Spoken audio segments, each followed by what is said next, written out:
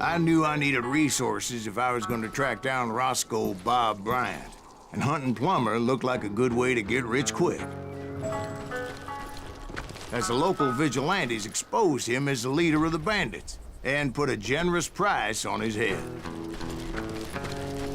Plummer rallied his gang to plunder one last gold mine before making their escape, and that's where I thought I'd find him.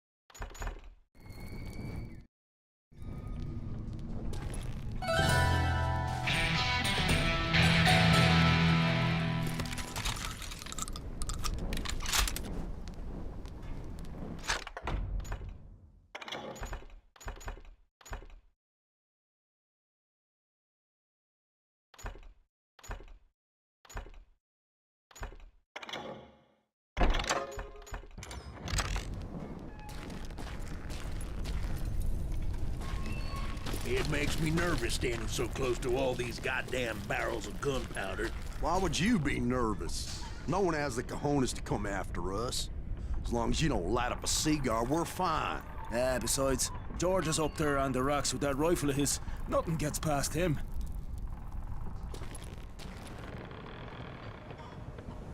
As my late father pointed out to me more than once, God made men, but Samuel Colt made them equal.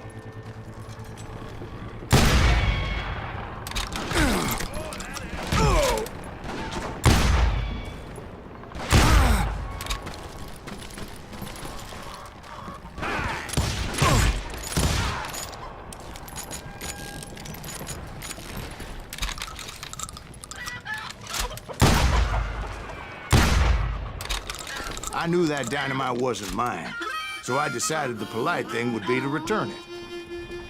It was the biggest gold rush since Sutter's Mill in '48. Unfortunately, prospectors weren't the only ones drawn to those riches.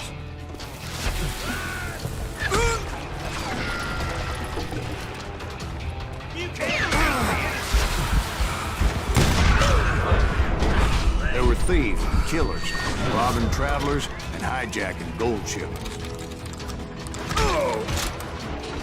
Like those that ran with Plummer. Some were just regular folks I knew from town, drawn by greed and easy pickings.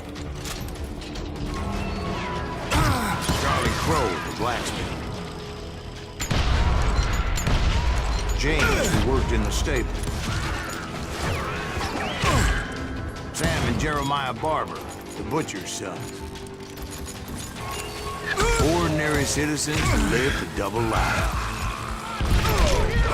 Stealing and thieving and murdering their neighbors.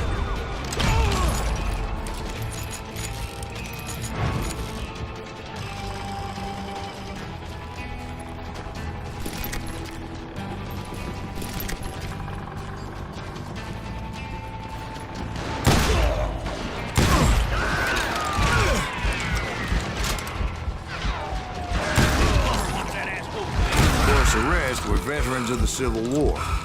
Stone-cold killers trained on the bloody fields of Shiloh and Antietam. Plummer had a lot of men on his payroll. A hell of a lot. That son of a bitch pretended to protect the public with one hand while stealing them blind with the other. He set up a defensive perimeter which I had no idea how to breach.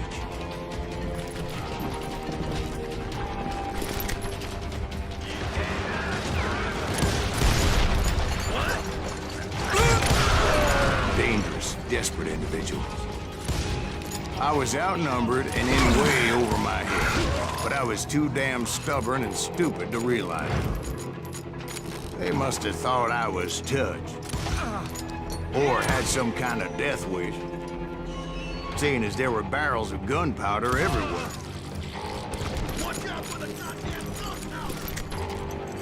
One stray bullet, one stray spark, and I'd be blown to hell and gone. Did I have any second thoughts about what I was doing? No.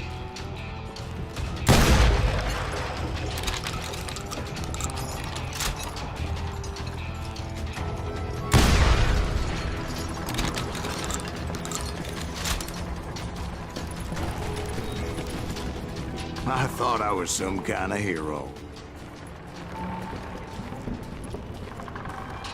I finally made it past and headed on to meet my destiny.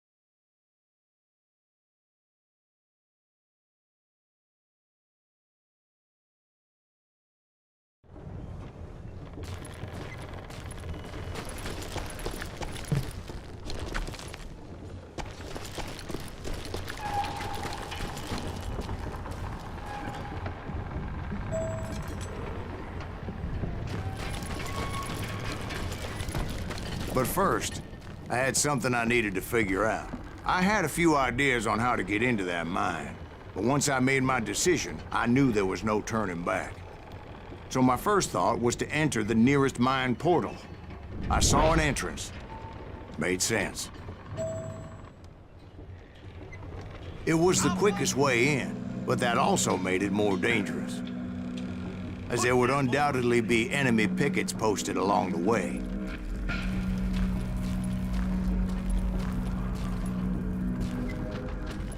This is our goal.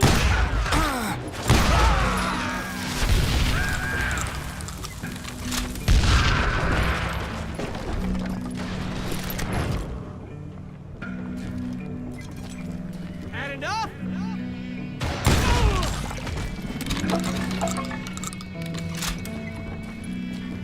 Besides, once you enter a mine like that, it's easy to get all turned around. And that confusing maze of corridors wouldn't even be the worst of it.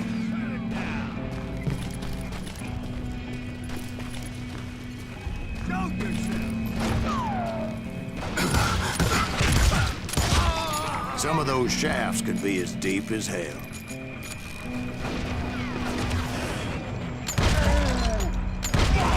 A single stumble or misstep can easily end in a deadly plunge to oblivion.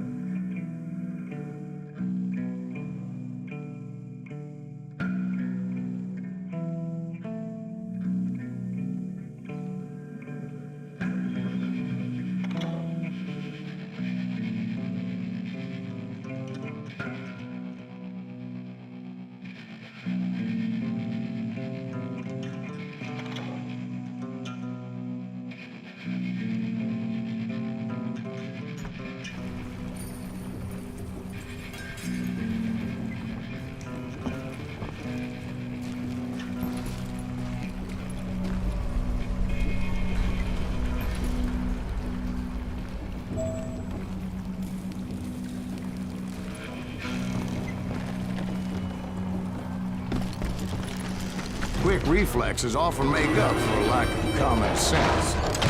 Luckily, I was never one to be easily bushwhacked.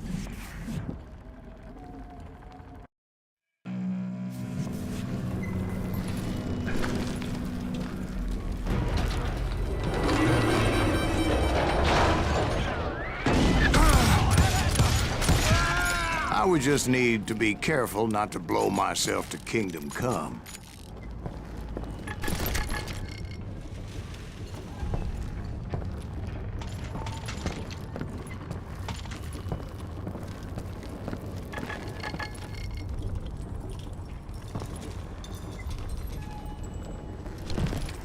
With all that gunpowder and dynamite everywhere, a body has to know what he's shooting at. You'll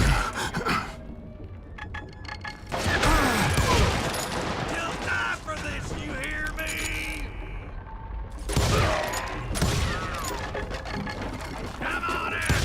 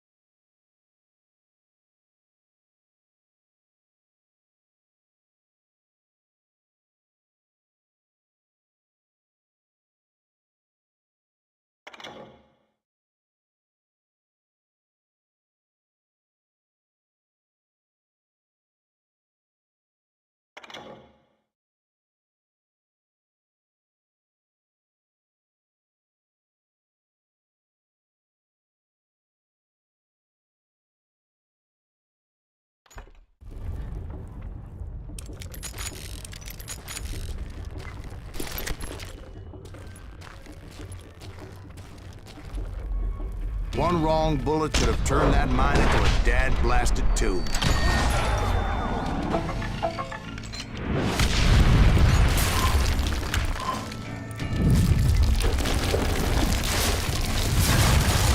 I freely admit that my plan of attack was not just moronic, but clearly insane.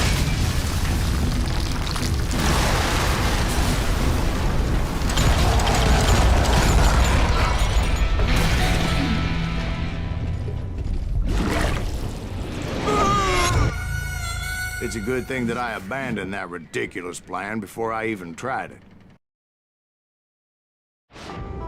Instead, I spotted a ladder, a way into the mine from the opposite side.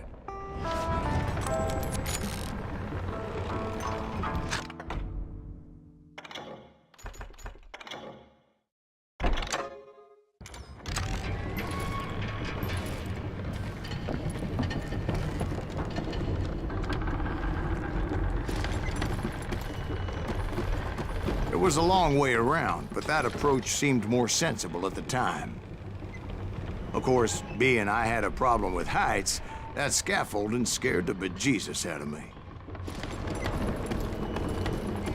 Climbing down that ladder required some caution, because even though I had a younger man's reflexes,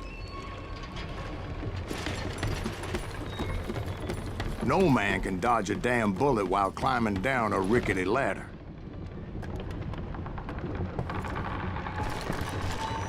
I needed to make a leap of faith. I was determined not to give up, however. As Sheriff Plummer seemed quite the despicable character. When the vigilantes discovered what the sheriff was up to, people were outraged. That 10,000 they put on his head would go a long way to helping me find old Bob.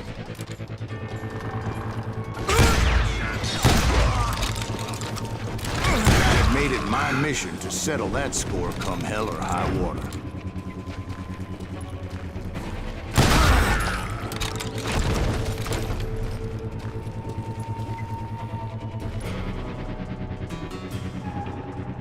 first, I would have to make a choice. Take the elevator or climb the ladder.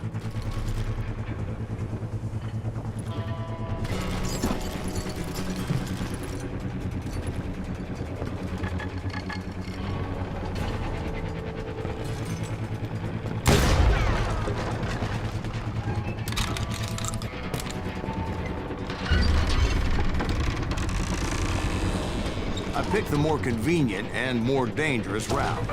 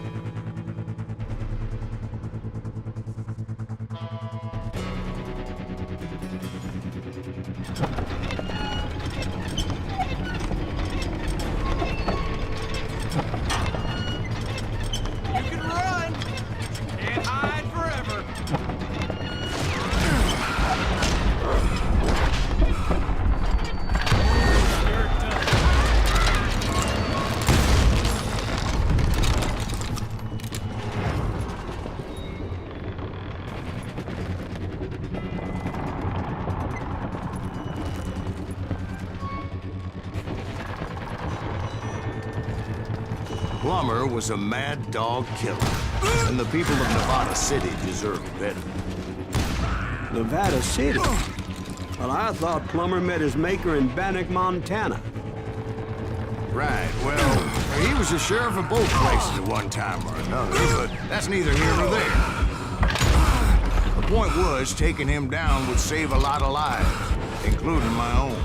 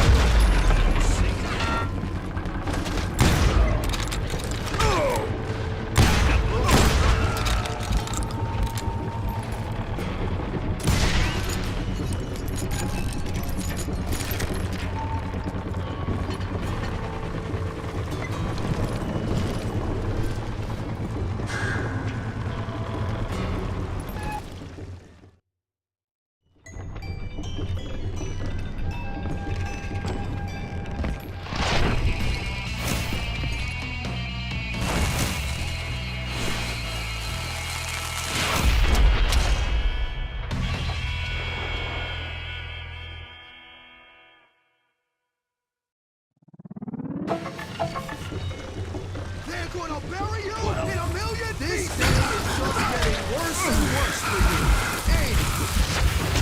Henry Plummer was clearly unhinged, and I could see right away that this was gonna take some doing.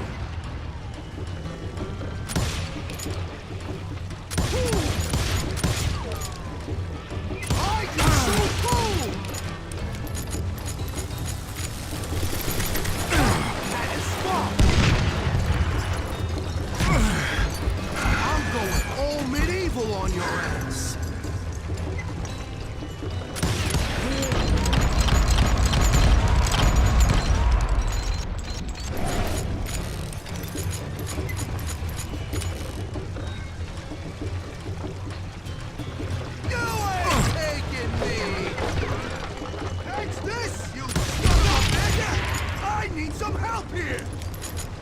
Come on, boys! Take this cocksucker out!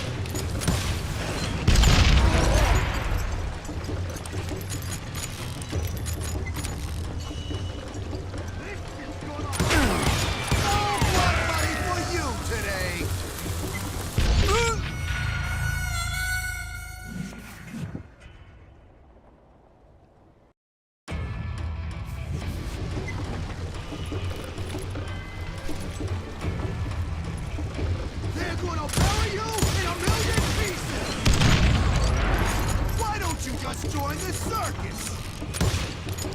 I can shoot too!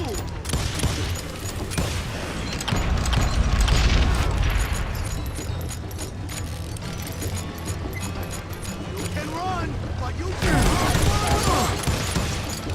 I'm going all medieval on your ass! How you like that? You know who we are.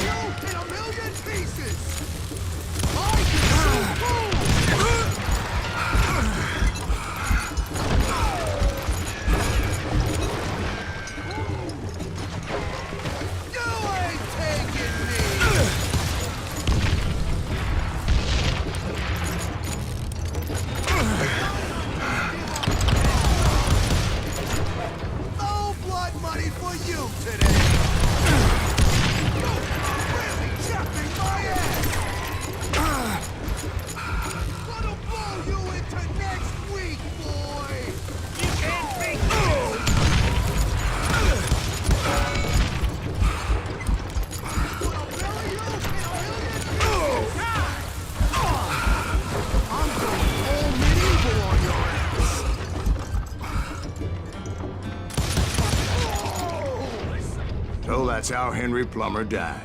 Him and his crew were worth their weight in gold. And now, I was officially a bounty hunter.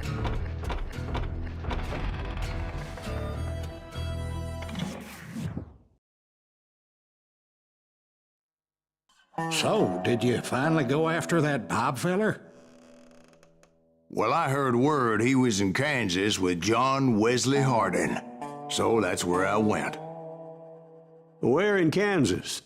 Abilene. Why do you ask, Ben? No reason. Was Hardin as fast as Ringo? Ringo was fast, but John Wesley was as fast as the devil himself.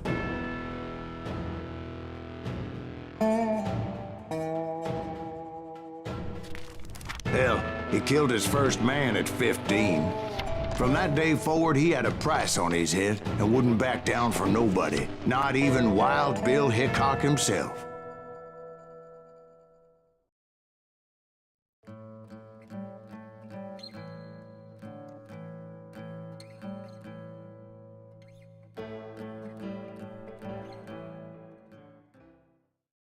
I dodged death many a time, and that night in Abilene was no different.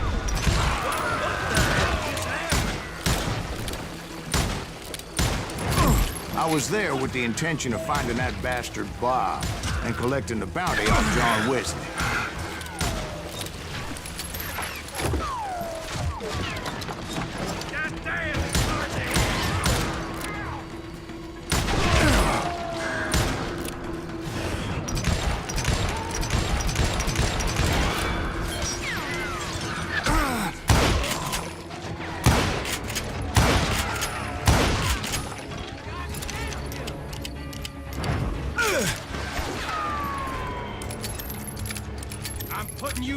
I thought the Texas Rangers got Hardin.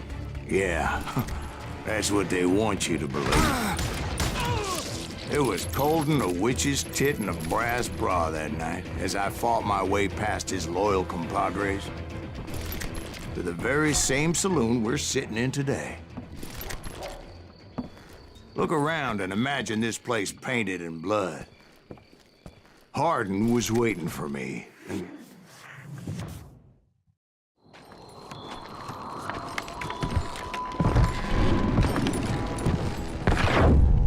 wait, I'm jumping the gun here. Let me back up and give you some background on this sumbitch. He deserves that much. Don't you think so, Ben? John Wesley Hardin was a killer. By the end, he confessed to taking the lives of 42 men. Fathers and husbands, brothers and sons, men with families who cared about them. Families who put up money in hopes of finding justice. He was a bona fide folk hero by then, and had amassed a gang of armed miscreants and other assorted thugs. He and his men set up camp outside of town, and I was hoping Bob was among them. Shit, it's cold out here. Freezing my giblets off.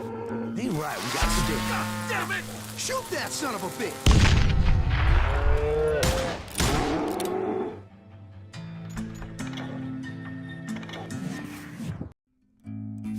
Better 3 hours early than a minute too late.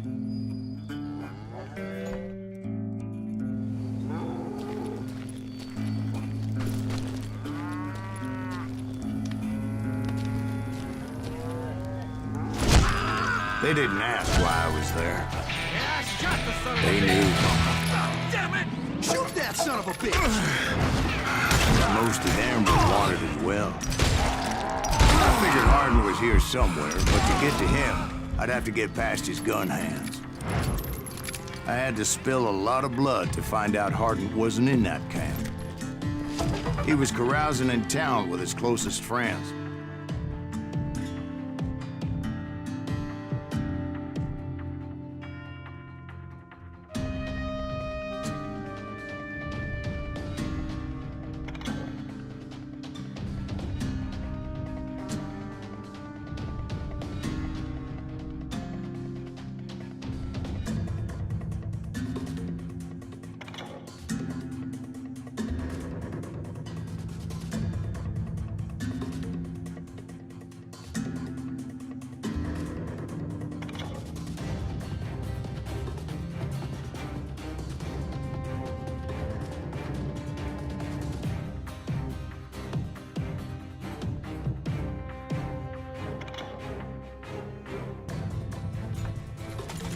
Hardin's boys apparently didn't want me to reach the Bull's Head. Some were hightailing it into town to inform their jefe of my unwelcomed presence. Can't believe you're doing this!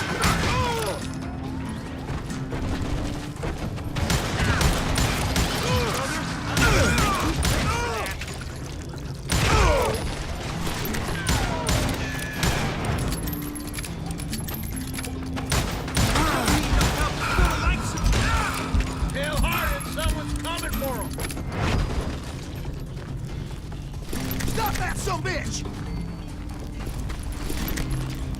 Let the boys know we got another law dog.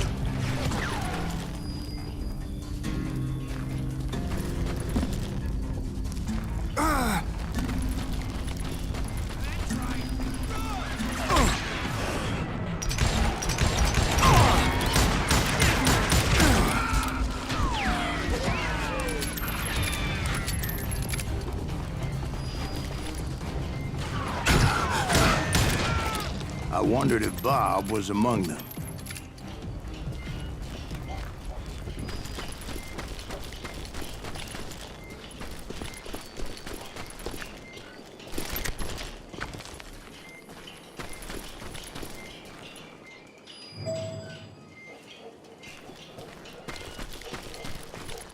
And I steeled myself for the fight ahead. For as good as I was, deep down I wondered if John Wesley wasn't just a little bit better.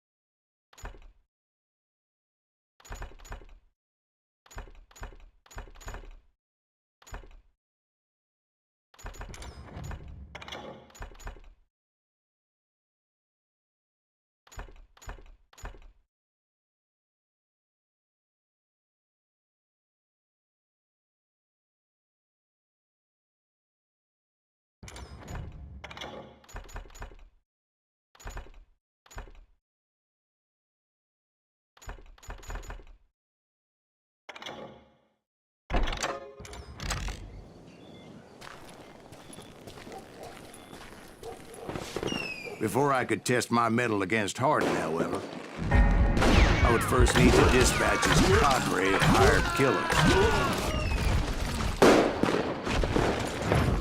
Most of these degenerates were beyond redemption, but John Wesley might have been a different story. I didn't learn until later that that night was in fact his birthday celebration.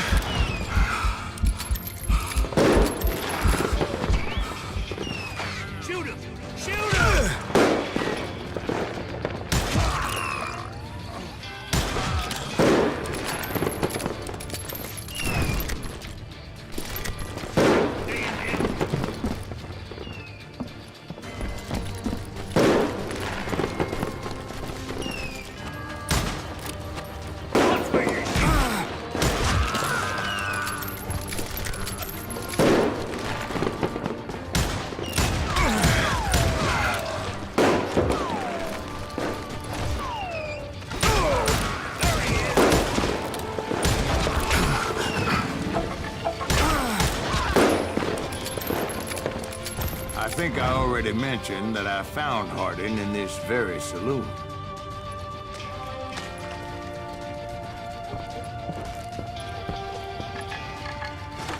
Suffice it to say, nobody there was happy to see me.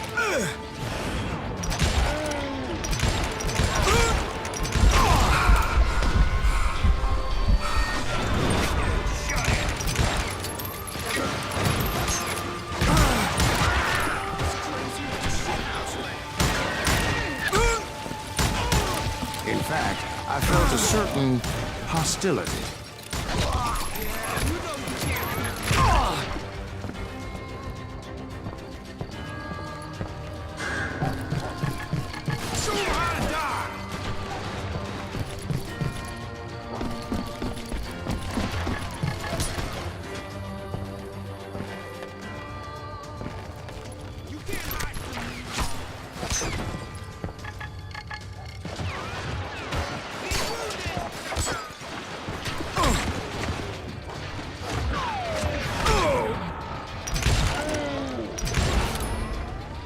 I was disappointed that neither Bob nor John Wesley were among the dead.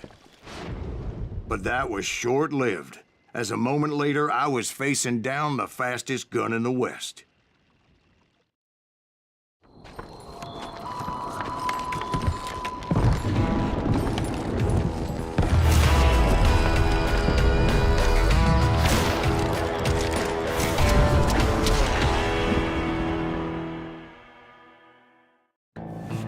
I felt a bolt of adrenaline, or maybe that was fear. He was well known for his tricks, and I knew I'd need my own if I was ever to defeat him.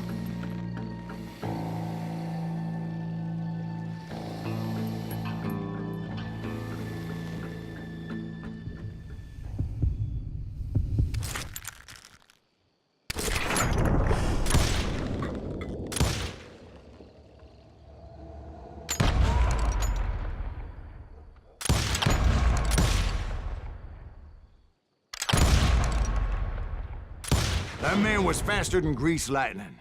But being inebriated as he was, he didn't count his shots. And now, he was at my mercy.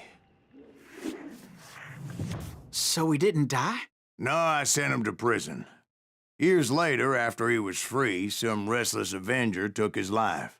Shot him in the back at a saloon just like this one. Anybody up for another beer? Ben?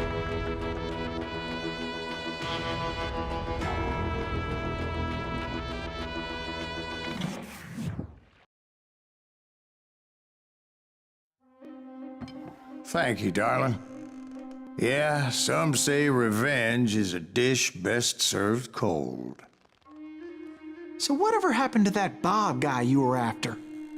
Personally, I'd like to hear some of your other adventures. Like, I don't know, do you ever go toe-to-toe with a red man?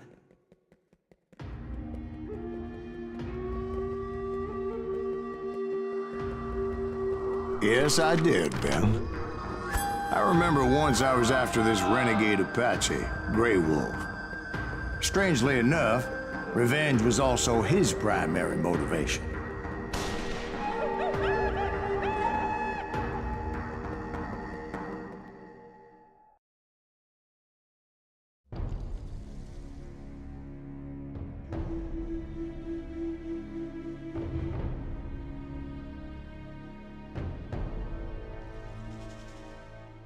A bounty was put on Grey Wolf's head, and that's how I came to hunt him in the mountains. Mountains so high they tickle the nether regions of heaven.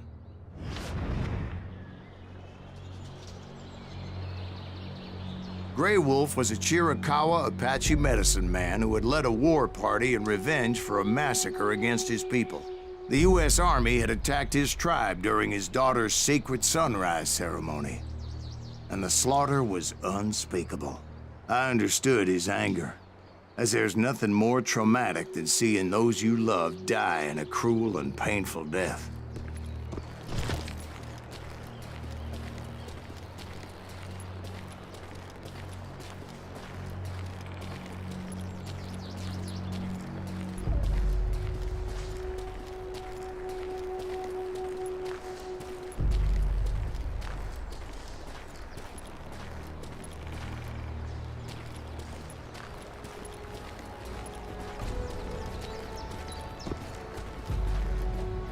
Right from the beginning, I couldn't shake the feeling that Grey Wolf was watching my every move. He led a band of young Apache warriors who wanted retribution and were more than willing to die for him.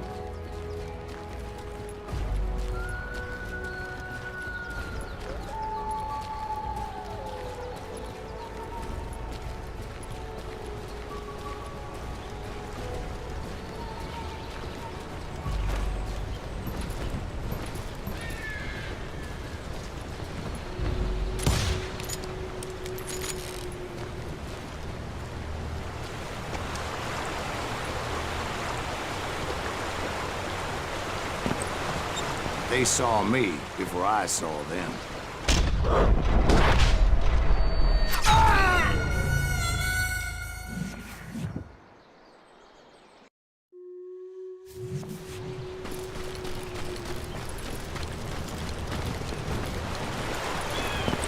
They saw me before I saw them.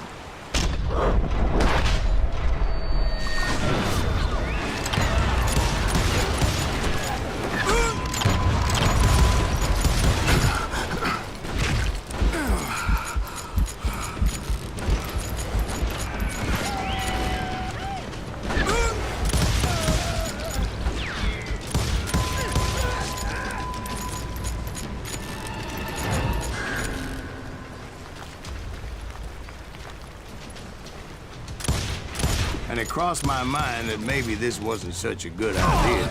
But now that the shooting had started, there was no backing down.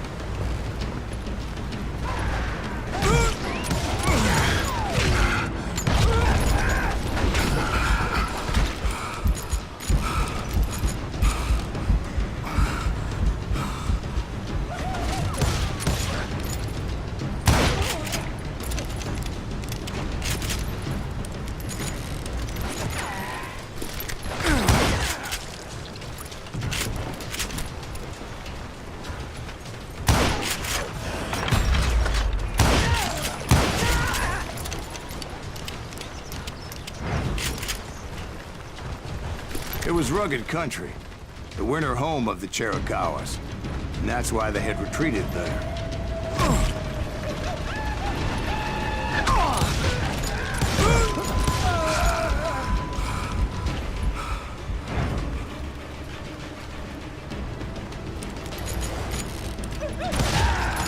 I admit to having some regrets about going after them the way I did. But then again, I got a lot of those.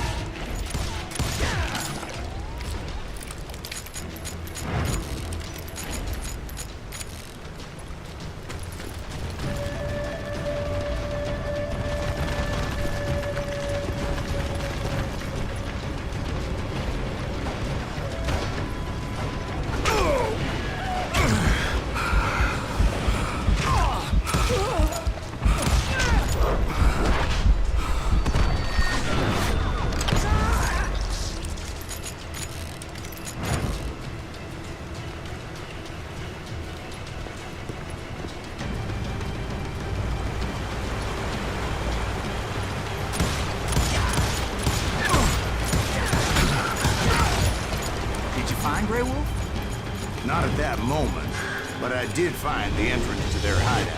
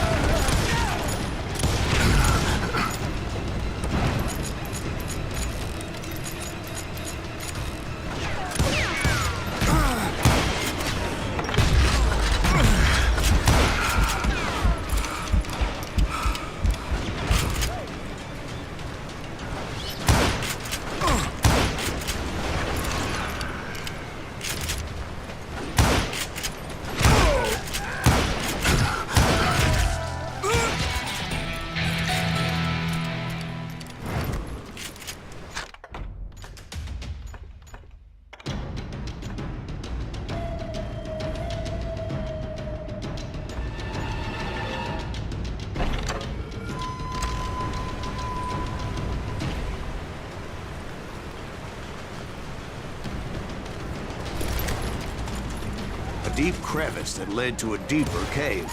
Don't tell me you went in there. Yeah, but it's not out of bravery so much as pure, angry cussedness.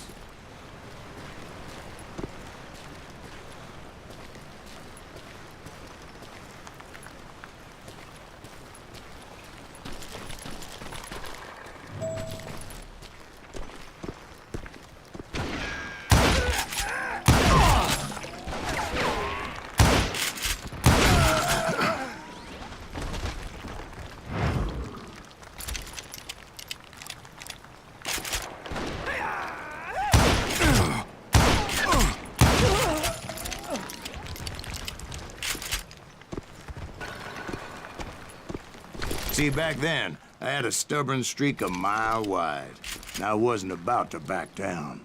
So it was like pitch black in there? Actually, it was pretty well lit, as they had torches on the walls.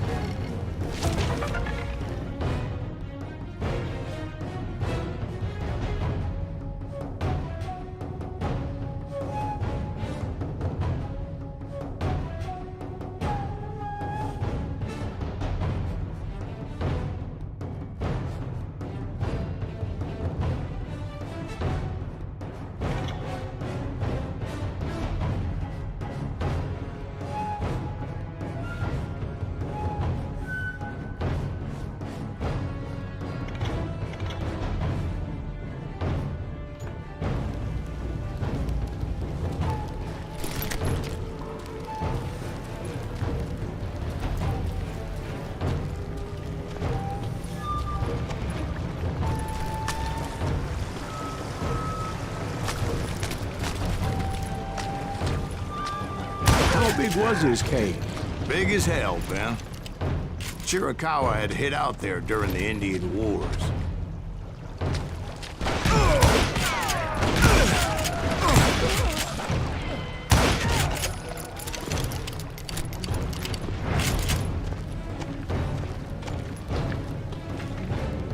They thought it was haunted with the ghosts of those murdered by the horse soldiers.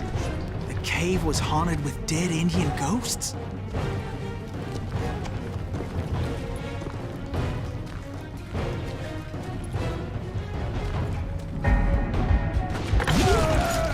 To be honest, I was more concerned with the live ones than the dead ones.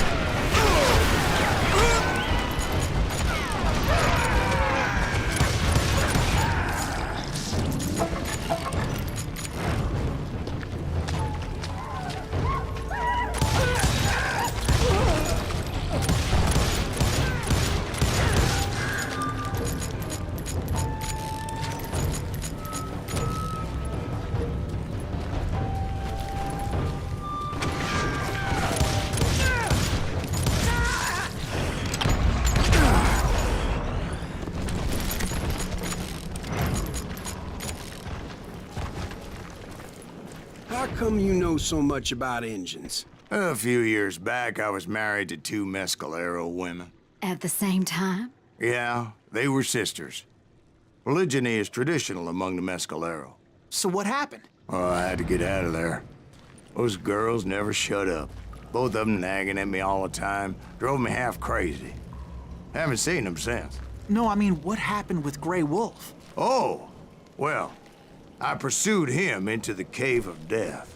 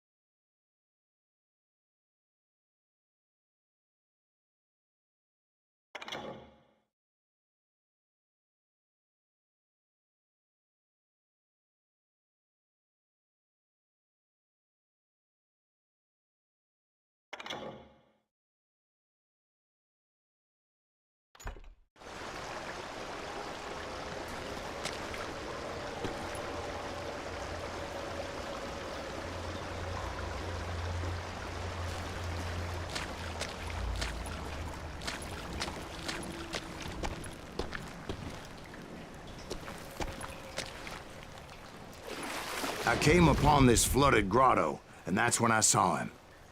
He came to me unarmed and unafraid. His voice echoed in the shadows, and I sensed he meant me no harm. You carry great darkness in your heart, and if you do not release it, it will claim your soul. The sound of his voice put some kind of ancient Indian spell on me. As his story unfolded in my mind, You will come to this place again and kill many more men, and the darkness will grow until it consumes everything that you are. The soul would have no rainbow if I had no tears. he said I was a great warrior, a coyote man, unequaled by any other pale-faced warrior, or something like that. The snakes will bite shadows of your past until a venom poisons your heart, and an echo of the song of the dead summons the spirits deep from within the mountains. I didn't quite get what he was saying, but there was definitely snakes. And indeed, his warriors surrounded me and attacked me like hungry wolverines. They couldn't stop me, though, and Grey Wolf wasn't in the mood for idle talk.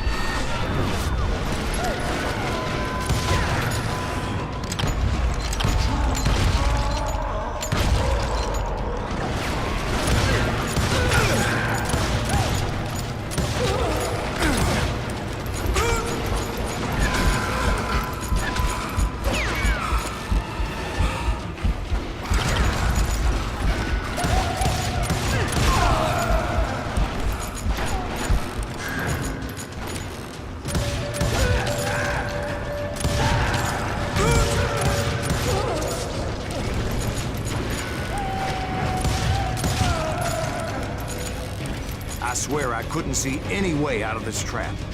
But suddenly, one just appeared. Kind of like a miracle.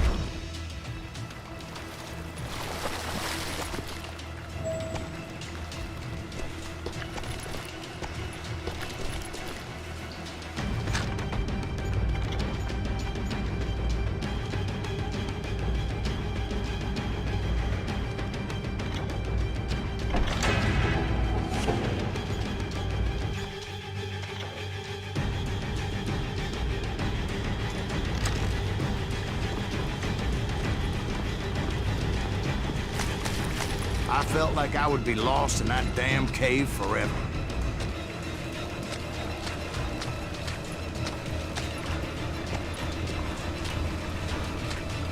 Finally, I found myself back outside, perched on the edge of a precipice, overlooking a thundering whitewater river. To get where I was going required several leaps of faith, but no way in hell I was turning back.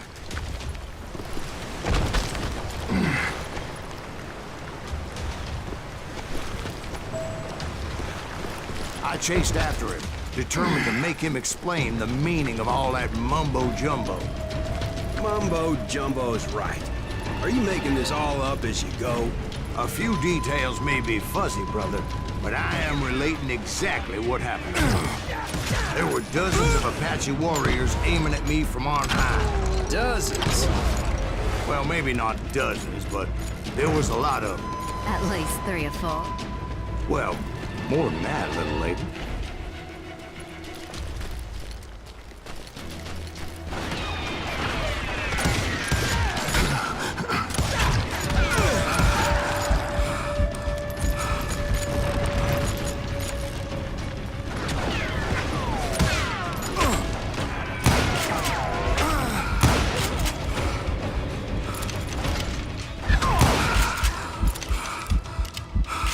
I had a steep climb up creek ahead of me and scrambled up those rocks like a mountain goat. I was determined to locate Grey Wolf and find out exactly what the hell he was trying to tell me.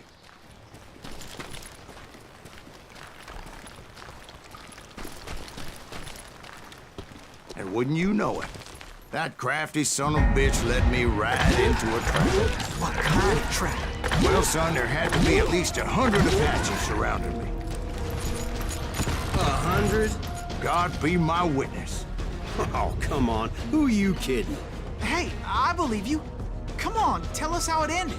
All right, but I'm not gonna drag this out. Where were we? You were surrounded by 100 Apache warriors.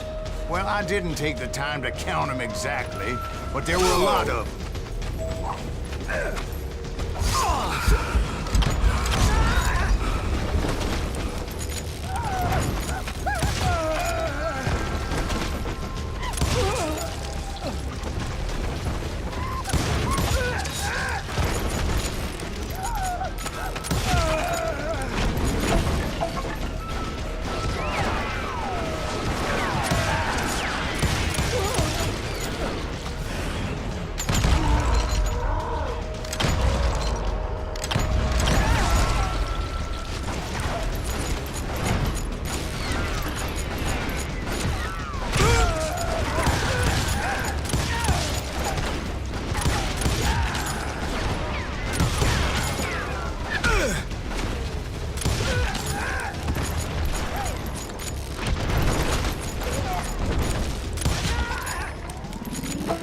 And in the end, a path appeared before me that I had not seen before.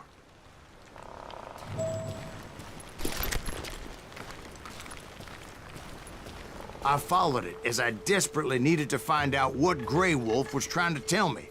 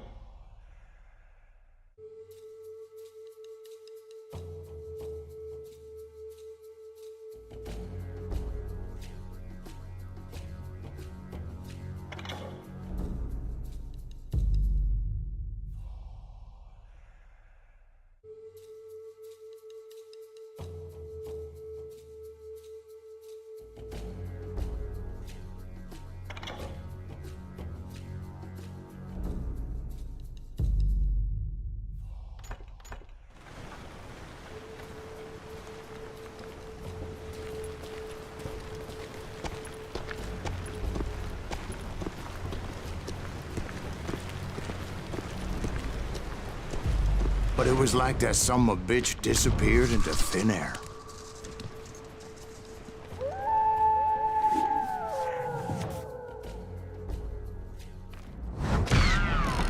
Never did find him. And never did collect my goddamn bounty.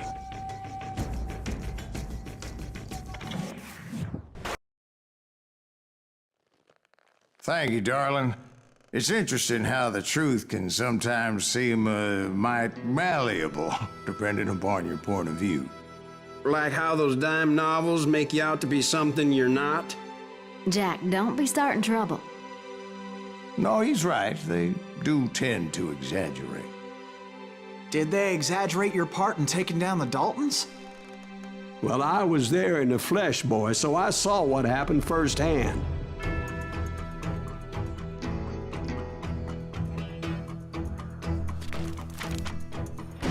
Those Daltons were lawmen once, before they all went bad, robbing banks and trains clear across the territory. Until Coffeeville, of course. I was one of the citizens who took up arms that day. Fighting on the side of the riot? I did my best, sir. We all did.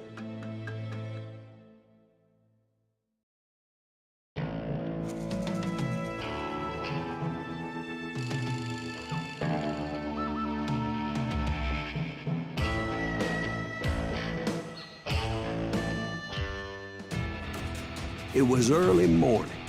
One of my friends was a local gunsmith, and he handed out firearms to anybody who'd take one. You see, the Daltons got it in their heads to rob 2 banks at the same time. 2 banks on the same damn street.